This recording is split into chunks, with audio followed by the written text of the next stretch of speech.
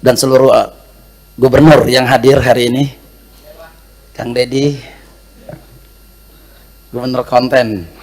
Mantap nih Kang Deddy nih, manfaat. Dan terakhir tadi Pak Gubernur Kaltim mengatakan gubernur konten. Alhamdulillah dari konten yang saya... Respons Deddy Mulyadi ketika disebut gubernur konten oleh Gubernur Kaltim saat rapat di Komisi 2 DPR. Gubernur Kalimantan Timur Rudi Masud menyebut Gubernur Jawa Barat Deddy Mulyadi sebagai gubernur konten.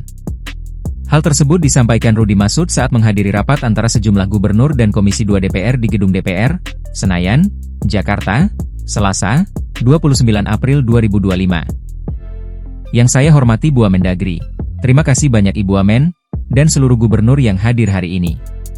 Kang Deddy, gubernur konten. Mantap nih Kang Deddy. Dan seluruh pejabat eselon I Kemendagri yang hadir. Bupati, Wali Kota via Zoom, ujar Rudi Masud. Lalu, Rudi Masud melanjutkan pemaparan dari hasil kerjanya sebagai Gubernur Kaltim selama ini. Dan seluruh gubernur yang hadir hari ini, Kang Deddy, gubernur konten.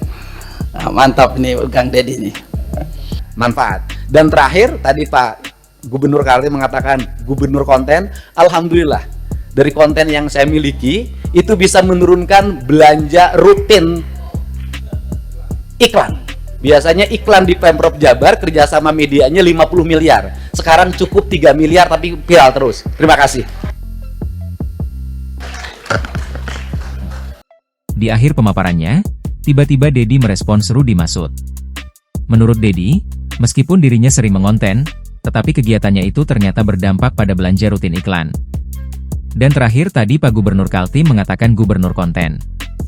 Alhamdulillah dari konten yang saya miliki itu bisa menurunkan belanja rutin iklan, ujar Deddy. Deddy mengatakan, Pemprov Jabar biasanya mengeluarkan uang 50 miliar rupiah untuk iklan. Biasanya iklan di Pemprov Jabar kerja sama medianya 50 miliar rupiah. Sekarang cukup 3 miliar rupiah tapi viral terus.